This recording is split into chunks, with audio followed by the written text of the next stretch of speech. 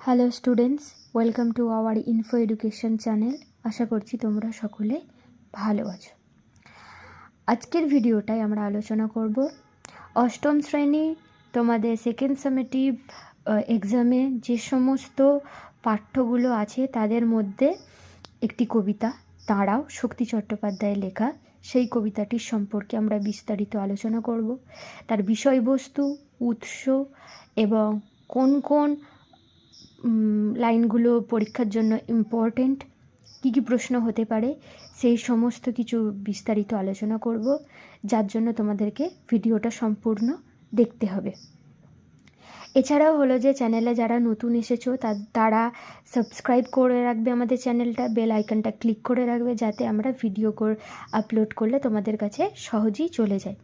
এছাড়াও যে সমস্ত স্টুডেন্টসরা তোমরা নোটস, সাজেশান, প্রশ্নপত্র বা পেড কন্টেন্ট চাও, তারা অবশ্যই আমাদের মেন ওয়েবসাইট info-education.com, ওখানে ওয়েবসাইটে পেজটায় অবশ্যই ভিজিট করবে, লিঙ্ক আমি ডেসক্রিপশানে দিয়ে দেব। তো চলো ভিডিওটায় বেশি বকবক না করে শুরু করা যাক। প্রথমেই আসি আমরা যে দাঁড়াও কবিতাটি লিখেছেন কে? শক্তি চট্টোপাধ্যায়। শক্তি চট্টোপাধ্যায়কে তোমরা অল্প বিস্তর প্রত্যেকেই চেনো।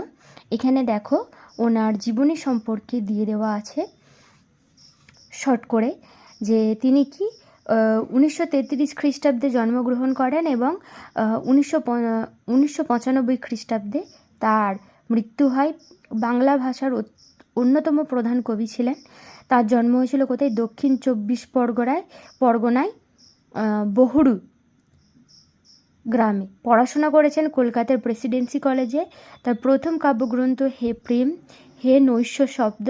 এছাড়াও ধর্মে আছি, জিরাফেও আছি, হেমন্তের অরণ্যে, আমি পোস্টম্যান, সোনার মাছি খুন করেছি, যেতে পারি কিন্তু কেন যাব উল্লেখযোগ্য তার কাব্যগ্রন্থ।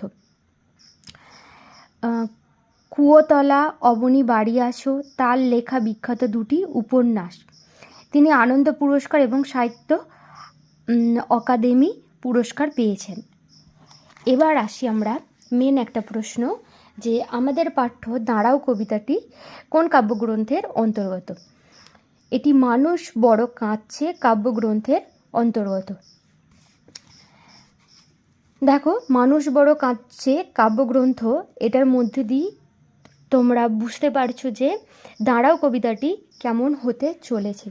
বিষয়বস্তুর কথা যদি আমরা বলে থাকি, তিনি এই কবিতাটি মেনলি কি মানুষের মধ্যে যে বিবেক বোধটা আছে, মানুষ কথাটা দুটো অর্থ, যার মান এবং হুঁশ এই দুই আছে তাদেরকে মানুষ বলে।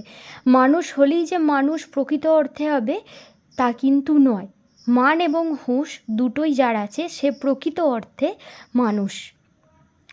আশা করছি বুঝতে পারছো আমি কি বলতে চাইছি। কবিও সেটাই বলতে চেয়েছেন যে মানুষ দিন দিন তার মধ্যে যে বিবেকবোধ, তার মধ্যে যে মনুষ্যত্ব বোধ, সেগুলো হারিয়ে ফেলছে। সেগুলো হারিয়ে মানুষ কি লোভী, স্বার্থপরতা মানে অমানবিক হয়ে উঠছে। তাই জন্যে তিনি কি বলছেন, যে যাদের মধ্যে মান এবং হুঁশ ন্যূনতম বেঁচে আছে তাদেরকে তিনি অসহায়, নিপীড়িত, সাহায্যের প্রয়োজন এমন মানুষদের পাশে এসে দাঁড়ানোর অনুরোধ করছেন। এটাই কবিতাটার মূল বিষয়বস্তু। এবার চলো আমরা লাইন বাই লাইন পড়ি। প্রথমে কি বলছে? মানুষ বড় কাঁদছে তুমি, আচ্ছা এখানে বড় বানানটা একটু ভুল হয়ে গেছে, বড় কি হচ্ছে? মানুষ বড় কাঁদছে তুমি মানুষ হয়ে পাশে দাঁড়াও, মানুষই ফাঁদ পাচ্ছে তুমি পাখির মতো পাশে দাঁড়াও, মানুষ বড় একলা তুমি তাহার পাশে এসে দাঁড়াও। মানে কবি বলতে চাইছেন মানুষ বড় কাঁদছে। অসহায় মানুষরা কি সাহায্যের জন্য, মানে যখন মানুষ কোনো কিছুই এতটাই নিঃস্ব হয়ে যায় তখনই মানুষ কেঁদে ওঠে সাহায্যের জন্য, মানে আকুতি মিনতি করে। সেই জন্য বলছেন যে মানুষ বড় কাঁদছে তুমি মানুষ হয়ে পাশে দাঁড়াও। এই মানুষ মানে কি আমরা কি মানুষ নই নাকি? মানুষ যাদের বিবেক বোধ আছে, যাদের মধ্যে কি সাহায্য করার মানসিকতা আছে তাদেরকে বলছেন যে তুমি সেই মানুষ হয়ে এসে পাশে দাঁড়াও। মানুষই ফাঁদ পাচ্ছে। এই যে একটা মানুষ অসহায় অবস্থাটা হলো কার জন্য? অপর আর একজন মানুষের জন্য। তার ফাঁদেতে পা দিয়ে এই মানুষ কি হচ্ছে যে বিপদে পড়ছে। তো তখন বলছে কি, কবি কি বলছেন, তুমি পাখির মতো পাশে দাঁড়াও। পাখির মতো কেন বলেছেন কবি? কারণ দেখবে পাখিরা ঝুপ করে এসে বসে কখন, আবার তক্ষুনি চলে যায়। সেরকম কবি বলছেন তুমি তাকে সাহায্য করো, হঠাৎ করে এসেই সাহায্য করো, ঢাক পিটিয়ে বলে সাহায্য করার কোনো দরকার নেই। দেখবে এখন সোশ্যাল মিডিয়ায় দেখতে পাবে যে তোমরা সাহায্য করছো, খুব ভালো কথা, কিন্তু সেটাকে ভিডিও বানিয়ে কন্টেন্ট করে সেখানেও হলো যে মানে দেখো যে আমি সাহায্য করছি এরকম একটা ব্যাপার আছে। সেটাকে আমি পার্সোনালি সাপোর্ট করি না, তোমরা কেমন চোখে দেখো জানি না। তো কবি বলছেন এটা করা উচিত যে আমি কোনো মানুষকে সাহায্য করব, সেই মানুষটাও যেন জানতে না পারে, এমনটাই করা উচিত। যে আমার ইন্টেনশন সাহায্য করা। তো কবি সেটাই বলছেন যে তুমি পাখির মতো এসে দাঁড়াও, যে যেন কেউ বুঝতে না পারে যে তুমি কখন এলে, সাহায্য করে দিয়ে কখন চলে গেলে। সেটাই, মানুষ বড় একলা, তুমি তাহার পাশে এসে দাঁড়াও। একলা কেন বলছে? কারণ মানুষ কি যখন বিপদে পড়ে তখন নিজেকে অসহায়, একাকিত্বে ভোগে, যে আমার পাশে কেউ নেই। মানুষ হলো যে কি অপর একজন মানুষের সাপোর্টের প্রয়োজন হয়, কারণ সে মানসিকভাবে, আর্থিকভাবে, যে দিক থেকেই হোক সে কি ভেঙে পড়ে, দুর্বল হয়ে পড়ে। তো তাকে যে শুধু আর্থিকভাবেই সাহায্য প্রয়োজন হয় এমন কিছু নয়, মানসিকভাবেও মানুষকে সাহায্য করা যায়। কেউ ধরো মানসিকভাবে ভেঙে পড়েছে, তাকে কি মানসিকভাবেও মানে তার পাশে এসে দাঁড়ানো যায়, তাকে এসে সাহায্য করা যায়। তো কবি বলছেন যে তোমাদের মধ্যে যে বিবেক বোধটা আছে সেটাকে কাজে লাগিয়ে তোমরা যে মানুষ, সেই মানুষের মতো মানুষ হয়ে মানুষের পাশে দাঁড়াও। তোমাকে সেই সকাল থেকে তোমার মতো মনে পড়ছে, সন্ধে হলে মনে পড়ছে, রাতের বেলা মনে পড়ছে, মানুষ বড় একলা, তুমি তাহার পাশে এসে দাঁড়াও। মানে কি, সকাল থেকে সন্ধ্যা রাত সব সময় অল টাইম তোমার মতো কেন মনে পড়ছে? কবি বলছেন যে কি, কবি ওই একই কথা যে তোমার মধ্যে যে বিবেক বোধটা আছে, তুমি চেনো নিজেকে, যে তোমার মধ্যে যে লোভী, স্বার্থপরতা, এইসব জিনিসগুলো আছে সেগুলোকে তুমি সরিয়ে দাও। তুমি নিজেকে নিজে চেনো, যে তোমার মতো মনে পড়ছে, সন্ধে হলে মনে পড়ছে, রাতের বেলা মনে পড়ছে, সব সময় অল টাইম মনে পড়ছে, সকাল থেকে মনে পড়তে শুরু হয়েছে। মানুষ বড় একলা, বারবার তিনি বলছেন যে মানুষ বড় অসহায়, মানুষ বড় একলা, তুমি তার পাশে এসে দাঁড়াও। এসে দাঁড়াও, ভেসে দাঁড়াও এবং ভালোবেসে দাঁড়াও। মানুষ বড় কাঁদছে, তুমি মানুষ হয়ে পাশে দাঁড়াও। মানুষ বড় একলা, তুমি তাহার পাশে এসে দাঁড়াও।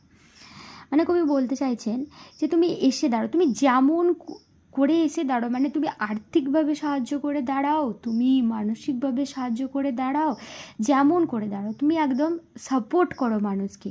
এসে দাঁড়াও, ভেসে দাঁড়াও।